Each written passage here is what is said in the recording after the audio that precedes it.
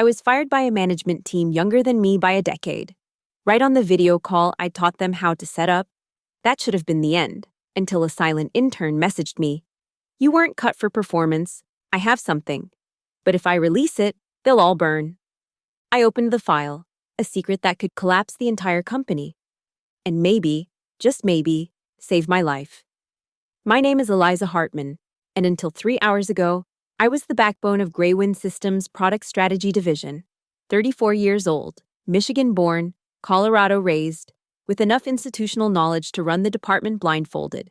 Now I'm staring at a termination notice on the same Zoom interface I'd configured for our agile workspace. The meeting started at 2 p.m. sharp. Maya Ortiz's face filled my screen first. 26, product team lead, wearing the kind of minimalist jewelry that screamed understated tech wealth. Trent Halverson joined next, 27, our growth lead who'd once asked me how to export a PDF. Then Zoe Caldwell, 24. HR generalist fresh from her MBA, clutching a legal pad like a life raft. Eliza, thanks for joining. Maya began, her voice pitched in that Silicon Valley cadence that turns statements into questions. We need to discuss your cultural fit alignment. Cultural fit, the phrase hung between us like smoke. We're optimizing for velocity. Trent jumped in, clearly reading from notes. The North Arrow project needs someone who can match our sprint tempo. North Arrow. My project. The one I'd shepherded from concept through 3 pivots, 12 stakeholder meetings, and a complete back-end overhaul. I'd written every product requirement document, mapped every user journey. Last week, I'd noticed my name had been quietly removed as project owner in our tracking software, changed to Maya's. Your performance metrics are satisfactory, Zoe added quickly, legally careful. This is about organizational evolution. I kept my face neutral, the webcam capturing nothing but professional composure. Inside, my stomach twisted. They were using my own frameworks, the ones I'd trained them on during their onboarding, to push me out. What's the severance package? I asked, cutting through their rehearsed symphony. Zoe unmuted herself too quickly, creating a brief feedback squeal. 2 weeks, contingent on signing our standard separation agreement. Health benefits terminate at month's end. 2 weeks, after 5 years of 70-hour weeks, of building their entire product documentation library, of teaching Maya how to run SQL queries at 10 p.m. on a Friday. I'll need to review the agreement, I said. Of course. HR will send it within the hour.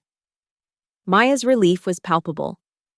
We'll need your laptop and access badges returned by end of business tomorrow. The call ended with that peculiar Zoom abruptness, faces vanishing into digital void. I sat in my home office, surrounded by Greywind swag I'd collected over the years. Coffee mugs with outdated logos. A hoodie from our Series B celebration. My phone buzzed. A Slack notification, already restricted to view-only mode, but I could still see the product channel, where Maya had just posted. Excited to announce I'll be leading North Arrow through our Q3 Accelerator program. Thanks to everyone who contributed to getting us this far. My laptop dinged. The HR email had arrived, 43 minutes after the call ended. The separation agreement was 16 pages of dense legalese, but one clause stood out, an expanded NDA preventing me from discussing any internal processes, methodologies, or strategic initiatives for 3 years. They weren't just firing me, they were buying my silence about work that was entirely mine. I scrolled through our shared drive while I still had access. The North Arrow testing protocols, my protocols, had been updated yesterday. Author, Maya Ortiz. The customer segmentation model I'd built from scratch showed a last modified timestamp of 3 a.m. this morning, modified by Trent Halverson. They'd been systematically transferring my work for days, maybe weeks. Another notification popped up, this time from an email address I didn't recognize. Don't sign anything yet. Check your personal email. A friend. I switched tabs. A single message waited in my Gmail, sent from a Proton Mail account. You're not the first.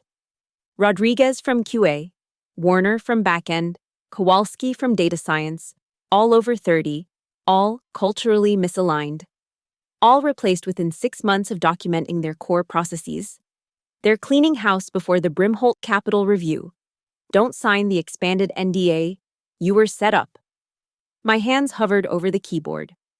Outside my window, suburban Stonebridge carried on. Joggers passing, sprinklers running, the mundane rhythm of a Tuesday afternoon. Inside, the pieces were clicking together with horrible clarity.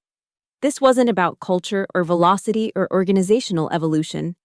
This was theft, and they'd used my own training to execute it. The first week after termination taught me how quickly professional death spreads. My LinkedIn profile, updated to former product strategy specialist at Greywind Systems, drew exactly 3 reactions. 2 recruiters offering contract work at half my salary, and 1 former colleague whose emoji response felt more like condolence than encouragement. Colorado's unemployment office website crashed twice while I filed my claim. Maximum benefit, $742 weekly, pending a 10-day review period. My rent in Stonebridge was $2,400. The math was simple and brutal. I called my insurance provider at 8 a.m. sharp. Your coverage continues through January 31st. The representative chirped.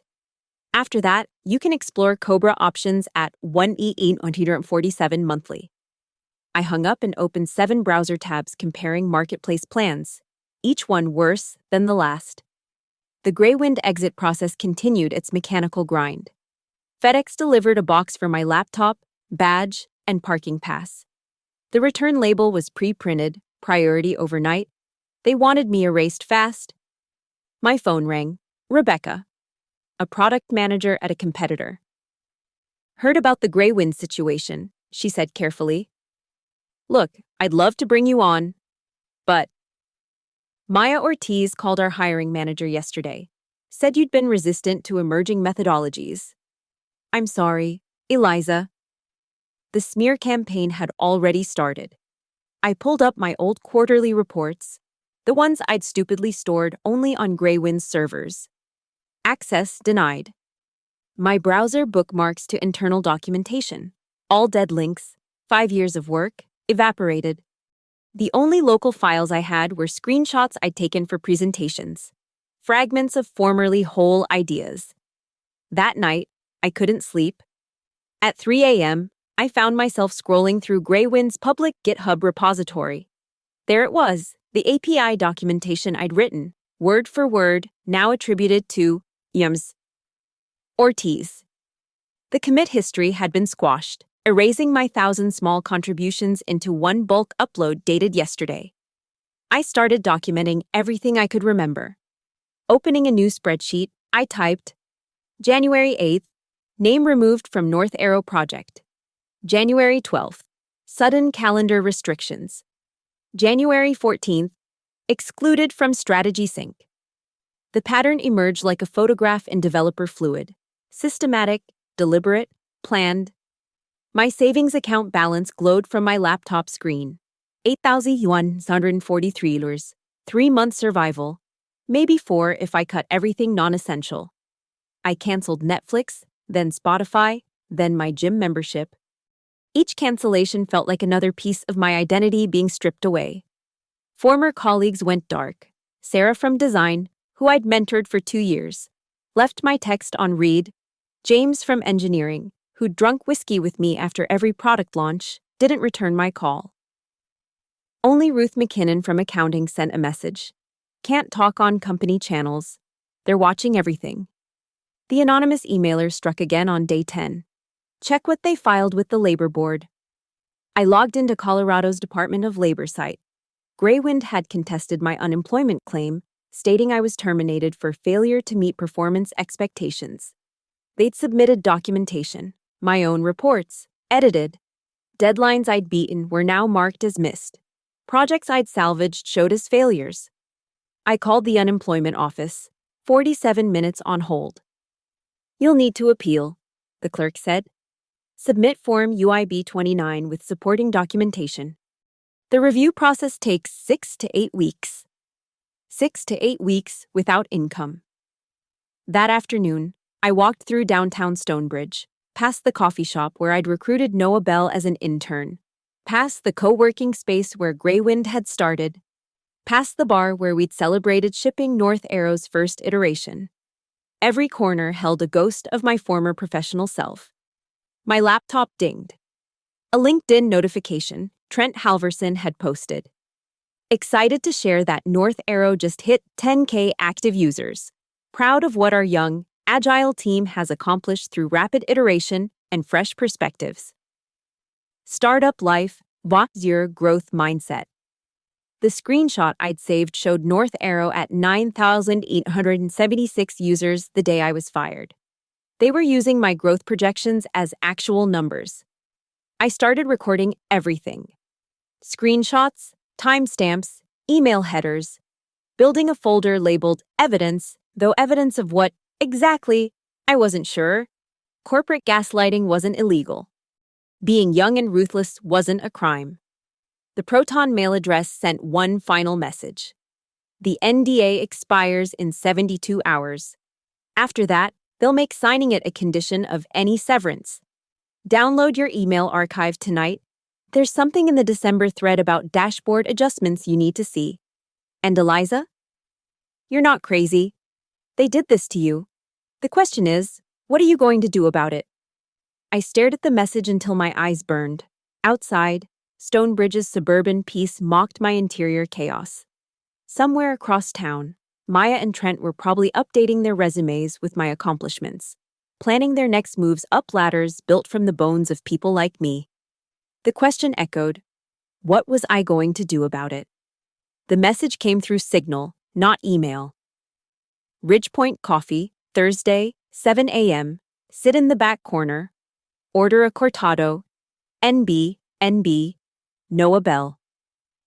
The intern I'd recruited 8 months ago, fresh from CU Boulder with scared eyes and impressive Python skills. Why was he reaching out now? Thursday arrived gray and sleeting. Ridgepoint Coffee sat tucked between a yoga studio and a dispensary, the kind of place Greywind employees never frequented. Too far from the office, too low-key for networking. I ordered my cortado and claimed the corner booth, watching the door. Noah entered at 7:03, baseball cap pulled low, carrying a laptop bag that seemed to weigh more than just hardware. 22 years old, Asian American, still wearing the same nervous energy I remembered from his interview. But something had hardened in his expression. Ms. Hartman, he said, sliding into the opposite seat. It's Eliza. I'm not your supervisor anymore. He smiled grimly. No, but you're the only one who ever acted like one. He pulled out his laptop, angling the screen away from the shop's security camera. Before I show you this, I need you to know I'm risking everything. If they find out I copied these files, I'm not just fired. I'm facing CFAA violations, federal charges. Then why? Because what they're doing is worse. His fingers flew across the keyboard.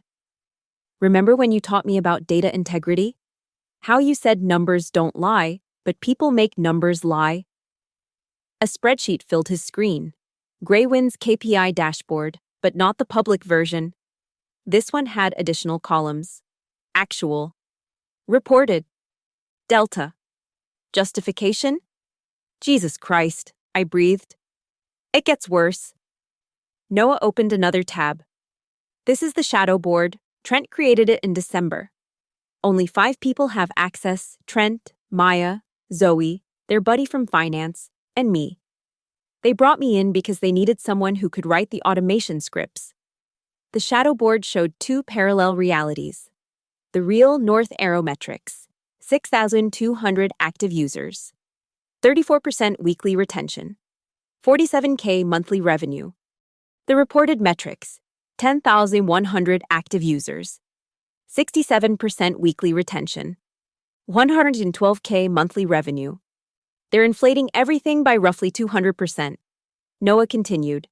But smart about it, never round numbers, always with supporting documentation that'll pass a surface audit. Why? Though I already knew. Brimholt Capital. They're closing a Series C next month, $20 million. The executive team gets accelerated vesting if they hit certain targets by March. He pulled up an email thread. Trent's been promising the board hockey stick growth. When your real strategies didn't deliver fast enough, they decided to manufacture it. I studied the patterns. But this would only work short term. Any real due diligence would take 3 to 6 months. By then, they'll have replaced the entire old guard, people like you who'd spot the discrepancies. They'll blame any shortfalls on inherited technical debt and cultural resistance from legacy employees. My coffee went cold as Noah walked me through the scheme. Database triggers that double-counted trial users. Attribution models that claimed organic growth as paid acquisition success. Cohort analyses that conveniently excluded churned users. This is securities fraud, I said quietly.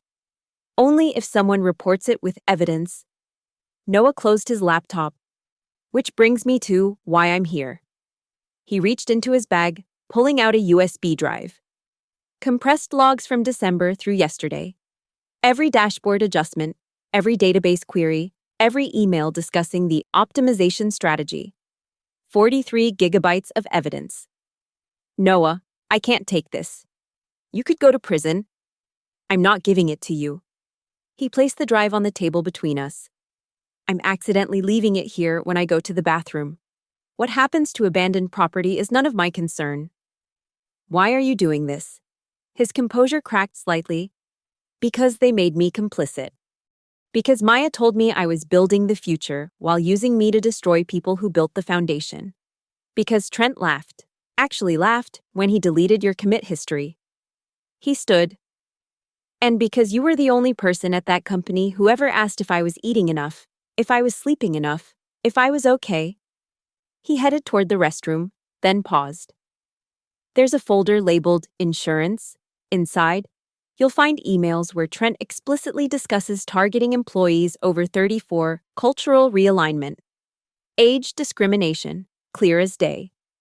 There's also a recording, Colorado's one-party consent state, of Maya telling Zoe to make Eliza's numbers look bad enough that she won't fight the termination. Recording. I started recording all my meetings in December when they first asked me to adjust numbers. CYA, like you taught me. He smiled sadly. The password for the encrypted folders is your favorite debugging phrase. The one you said whenever code actually worked on the first try. Hell just froze over, I whispered. Check the December 19th folder first. That's when they decided you had to go. Right after you questioned the Q4 projections in the all hands. He disappeared into the restroom. The USB drive sat on the worn wooden table, looking harmless. Just a piece of plastic and metal. 43 gigabytes of truth. I palmed it and left. My cortado untouched. The Colorado Labor Law Helpline put me on hold for 37 minutes.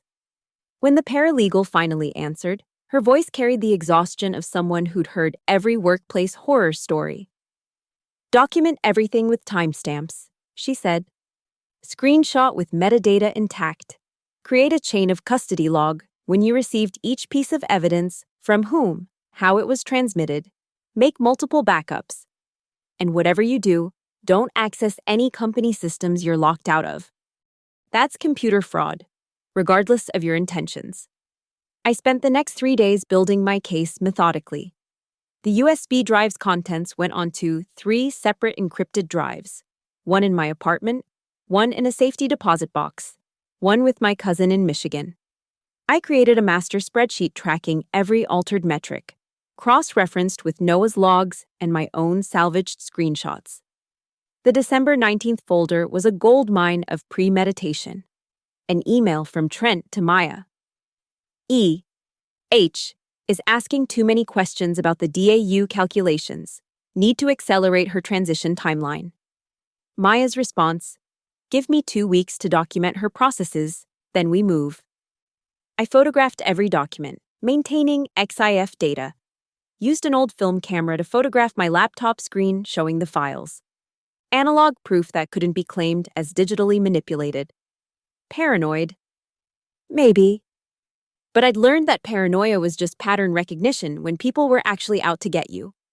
Ruth McKinnon reached out through her personal email. Coffee? Not Ridgepoint. Too many eyes there now. We met at a truck stop diner 15 miles outside Stonebridge. Ruth looked haggard, her usually perfect accountant's demeanor cracked. "They're pressuring me to sign off on the Q4 reports," she said without preamble.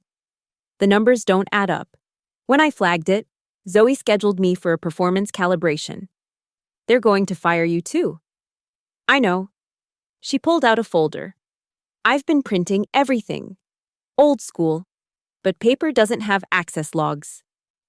Inside were bank reconciliation statements showing discrepancies between reported revenue and actual deposits. They're not just inflating user metrics. They're recognizing revenue from deals that haven't closed. Jesus, Ruth, this is Enron level stupid. Yeah. She slid the folder across. "I'm 53. Too old to start over. Too young to retire. But I'd rather job hunt than go to federal prison as the CFO who signed off on fraud." I added Ruth's documents to my growing archive. Aiden Cole from QA reached out next, through a gaming Discord server of all things. "Can't lose this job," he messaged. "Wife's pregnant, but check the test automation logs for January 10th. Someone ran scripts to generate 3,000 fake user sessions." The evidence mountain grew. Each piece alone might be explained away, but together they painted a clear picture of systematic fraud. I started building timelines, flowcharts, showing who knew what when. It looked like a conspiracy theorist's wall, except every connection was documented. I consulted a lawyer, Jennifer Reeves, recommended by the Labor Helpline. "This is beyond wrongful termination," she said, reviewing my documentation. "This is whistleblower territory. You need to decide, do you want your job back, or do you want justice? What's the difference? If you threaten to expose this, they might settle quietly. Reinstatement, back pay, sealed records. You get your life back. They continue their scheme." She adjusted her glasses. "Or you go nuclear, SEC, FBI, State Attorney General. They go down. But you become the woman who destroyed Greywind.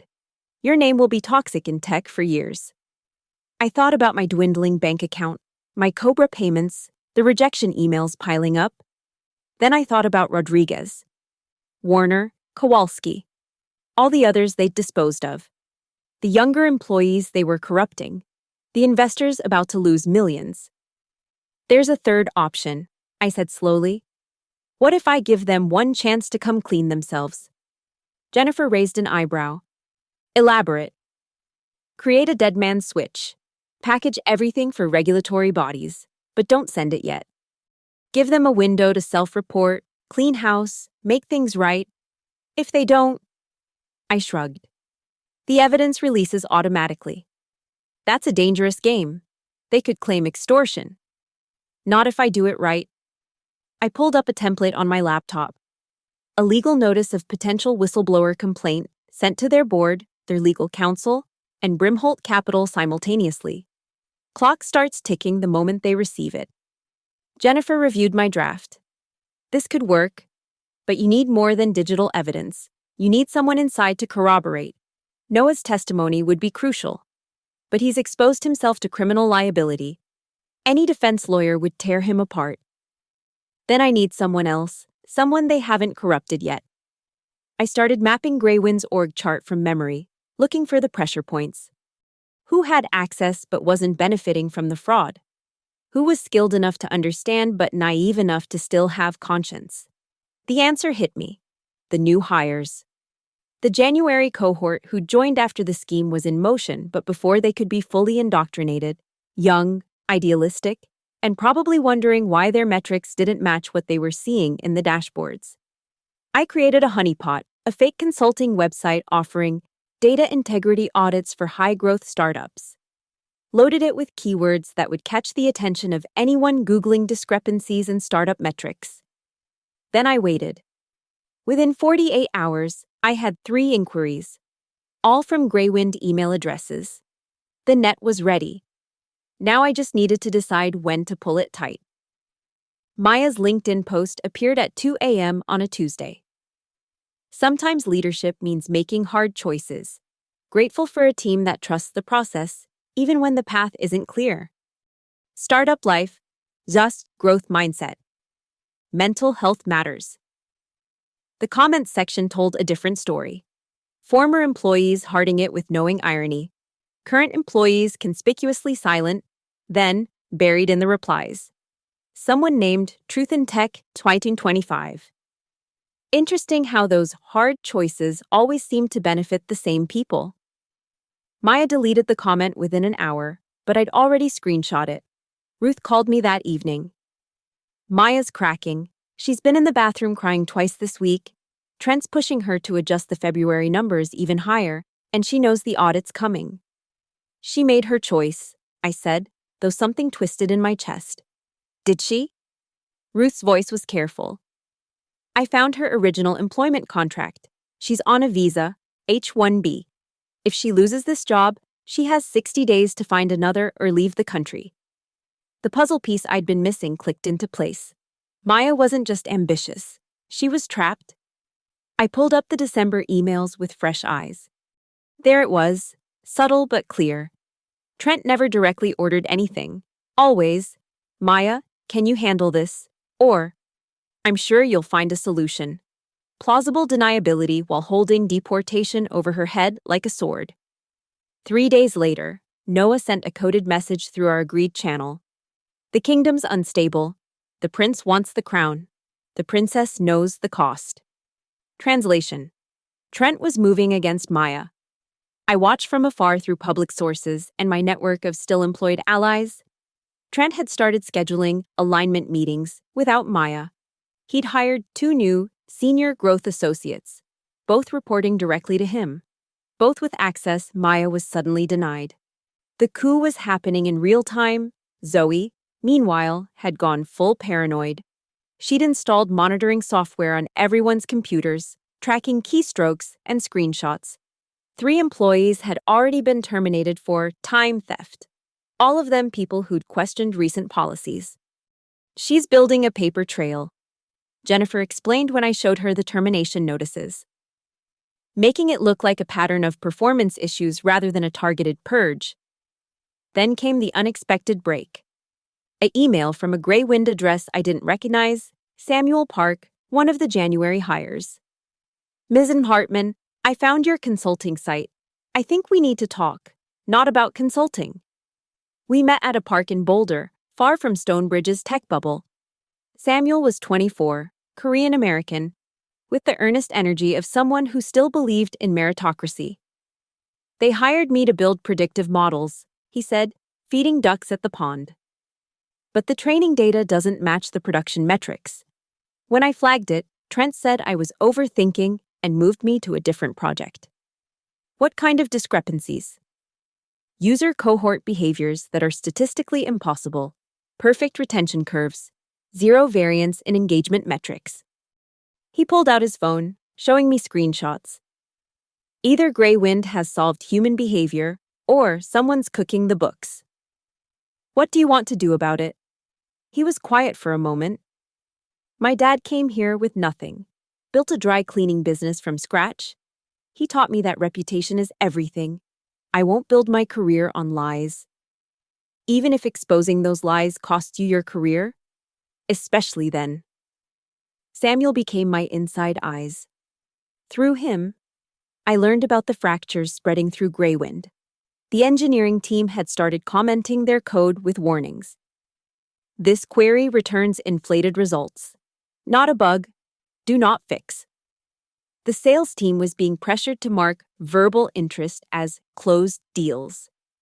The customer success team was told to delay cancellation requests until after the quarterly report. Maya finally broke on a Wednesday. Her email to the entire company was brief. I'm taking a mental health leave effective immediately. Trent Halverson will assume my responsibilities. But she'd made one crucial mistake, or maybe it was intentional. She'd sent it from her personal email, not her work account. And she'd CC'd someone outside the company, Melanie. Hartman Eggmail, calm. Not me. But close enough that I might not notice immediately. The attachment was labeled Personal Documentation.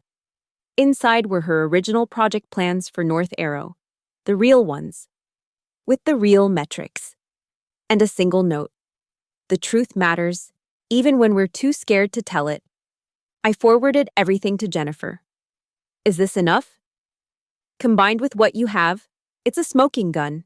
But Maya's compromised. They'll paint her as disgruntled, unstable. Then we need more voices. I reached out to my 3 honeypot contacts. All January hires. All seeing discrepancies, all afraid to speak up alone.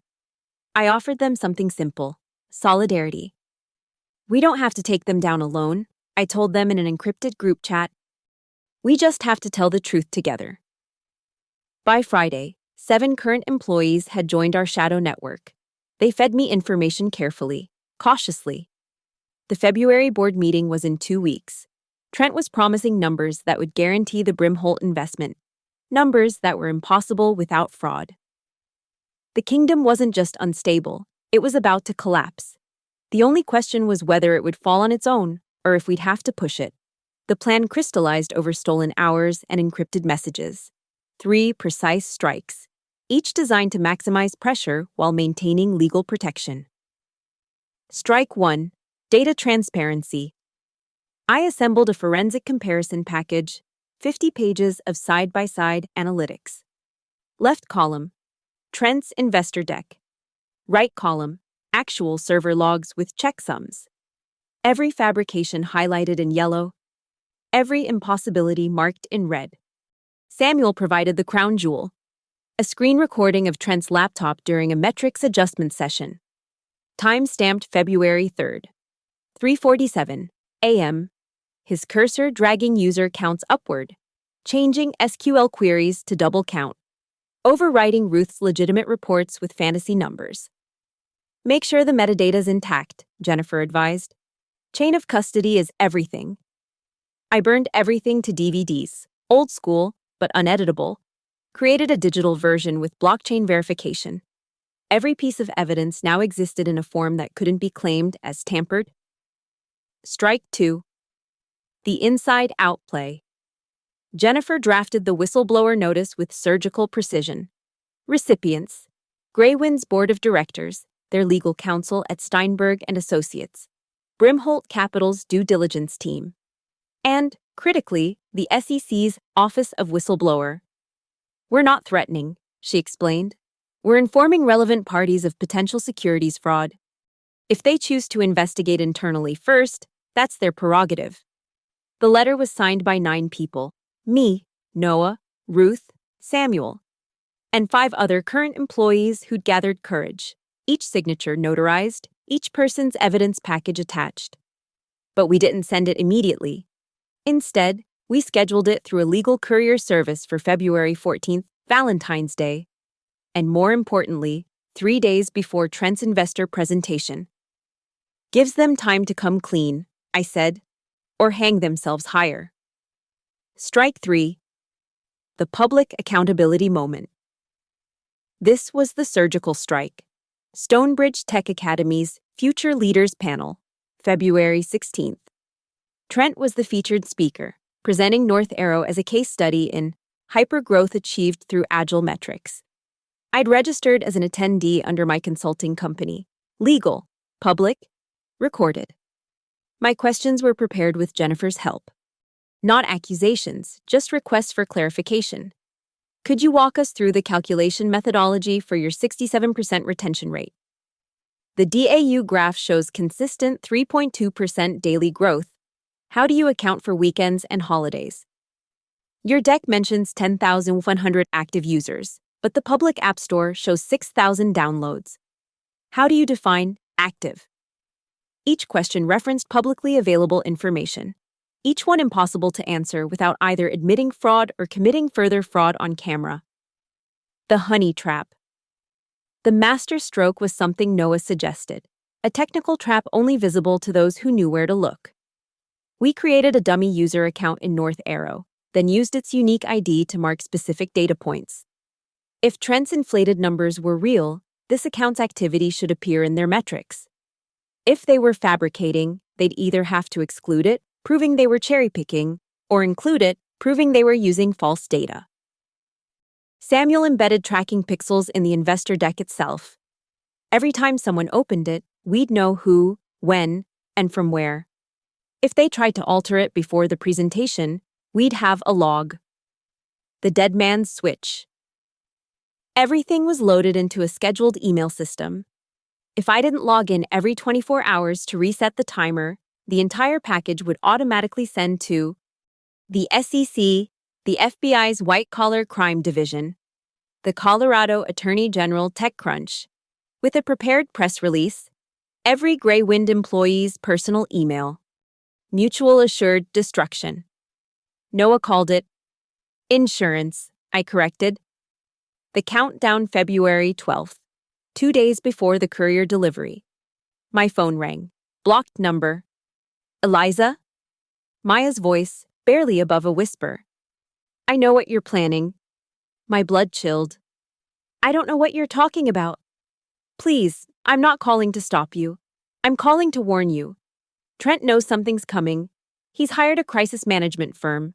They're prepared to paint you as a disgruntled former employee who stole proprietary data. Then maybe he should have thought of that before committing fraud. You don't understand. He's got a scapegoat lined up. Everything traces back to one person's login credentials. The person who technically executed all the database changes. My stomach dropped. Noah. He's going to prison if this goes public without the right framing. Trent made sure of it. I stared at my wall of evidence, my carefully constructed plan. What do you want, Maya? Add one more piece to your package. An email thread from January where Trent explicitly ordered me to have Noah make the changes. I forwarded it to my personal account before my mental health break. It proves Noah was following orders, not acting alone. Send it. Already did. Check your Proton mail. The line went dead. I opened the email. The thread was damning. Trent not just ordering the fraud, but threatening Noah's internship credits if he didn't comply. I added it to the package, adjusting our strategy. Noah wasn't just a whistleblower now. He was a victim. The timer ticked down. 36 hours until Valentine's Day. 36 hours until Grey Wind's leadership would open their courier packages and realize their empire was built on sand. I didn't sleep that night. Finger hovering over the abort button. Once sent, there was no going back. But then I thought about every culturally misaligned employee they'd destroyed. Every young worker they'd corrupted.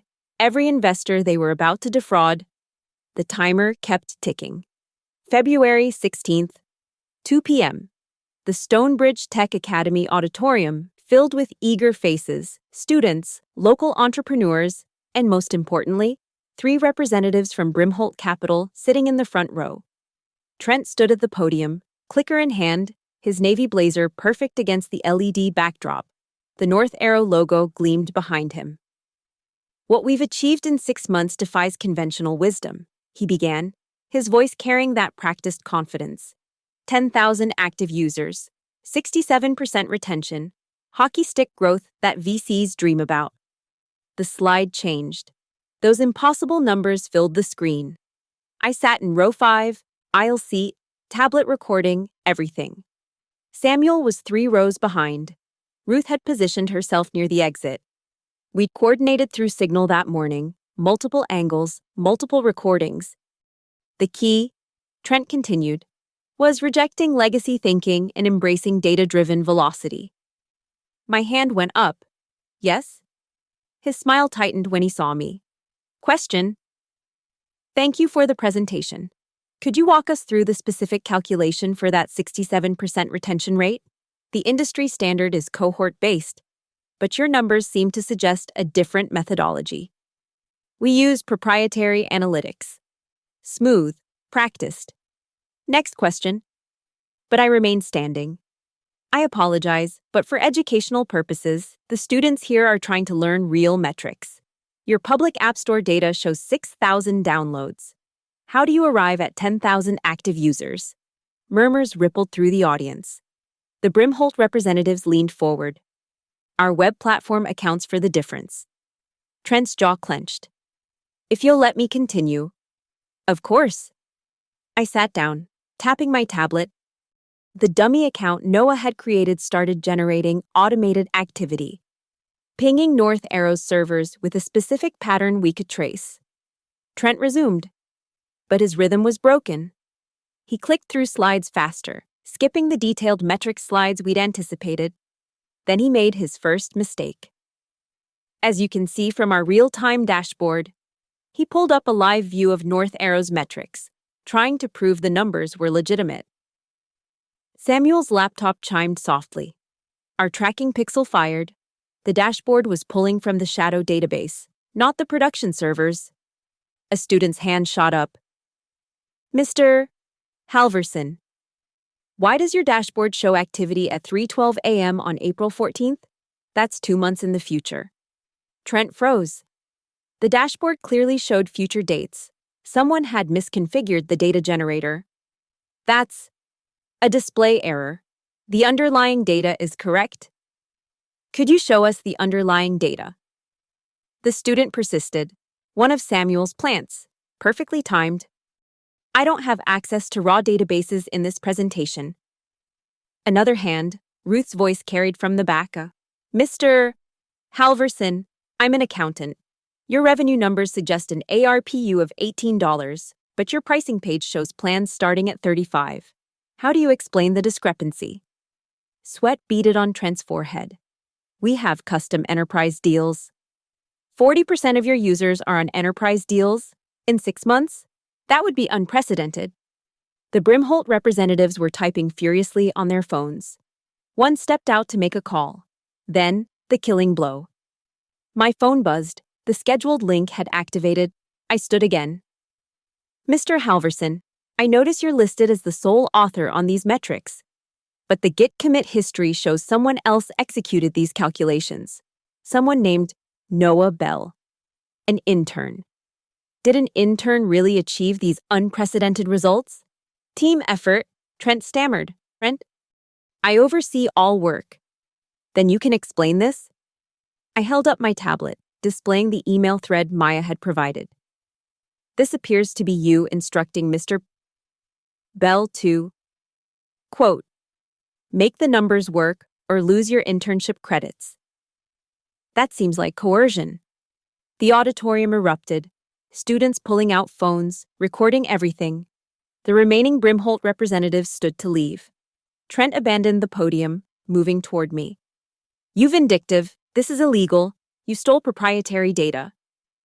I'm reading from publicly available commit logs and an email that was forwarded to me by a concerned employee. Nothing proprietary. I kept my voice level, aware of the dozen cameras now pointed at us. Unless you're admitting the real data contradicts your public statements? His face went purple. You're destroyed. You'll never work in tech again. Mr. Halverson? A new voice. The lead Brimholt representative had returned, 2 security guards flanking him. We're exercising our due diligence clause. All investments are frozen pending investigation. And Mr. Bell? He looked directly at Noah, who'd been sitting silently in the corner. We'd like to speak with you, with your lawyer present. Noah stood, Jennifer Reeves beside him. My client is prepared to cooperate fully with any investigation. The SEC agent who'd been sitting inconspicuously in row 12 finally stood, badge visible. Mr. Halverson, I'm Agent Sarah Martinez. We received some concerning documentation about Greywind Systems. You'll want to contact your attorney. Trent's phone rang. He answered on speaker by accident. Zoe's panicked voice filled the auditorium. Trent, abort. The board got everything. They're in emergency session. Maya just testified. He killed the call, but it was too late. Every word had been captured by dozens of recordings. The moderator, a professor who'd gone pale, stepped to the microphone. I think we'll conclude today's session early. As the crowd dispersed, Trent stood alone at the podium, his perfect slides still glowing behind him. The future of North Arrow, built on lies, collapsed in minutes. The real-time dashboard flickered once more before going dark.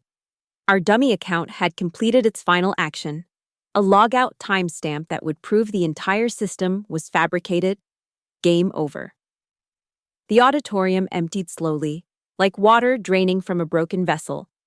I remained in my seat, watching the abandoned podium where Trent's career had just evaporated. The North Arrow logo still glowed on the screen behind it, a monument to ambition built on quicksand. My phone buzzed, a notification from Graywind's internal Slack, which I could still somehow access in view-only mode. The message was system-wide, from the board chairman.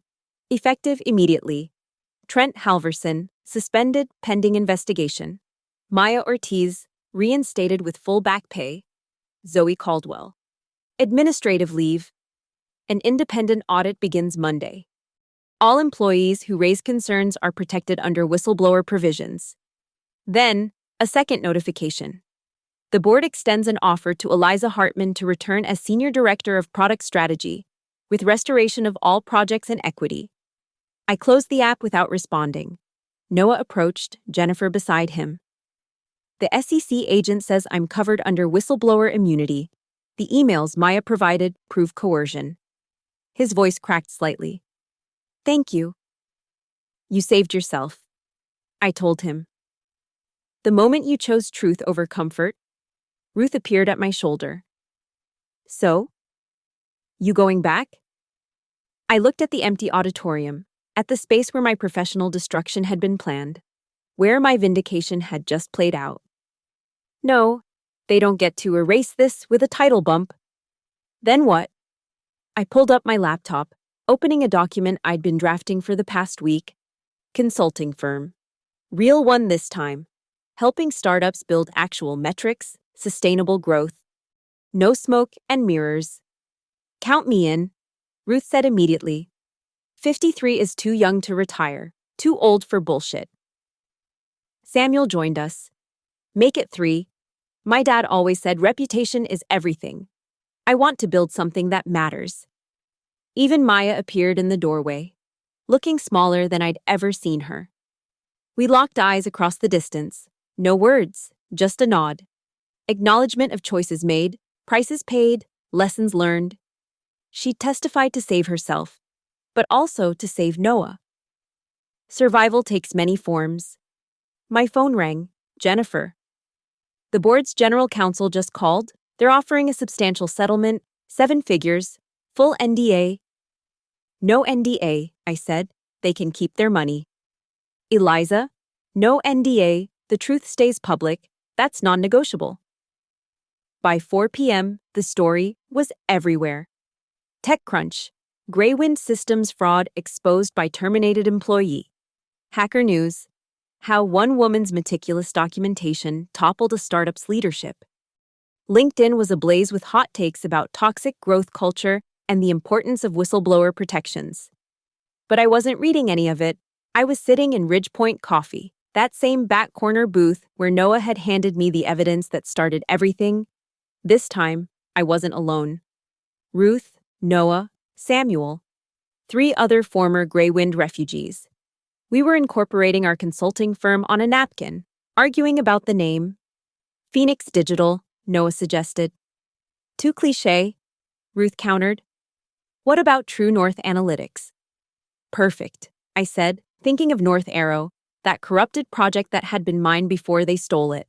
We'd build something better, something real. My laptop dinged. An email from the Colorado Department of Labor. Unemployment claim approved. Additionally, wrongful termination investigation finds in your favor. Full benefits restored, backdated to January 15th. I closed the laptop. Outside, Stonebridge carried on. Joggers passing, sprinklers running, the mundane rhythm of a Monday afternoon.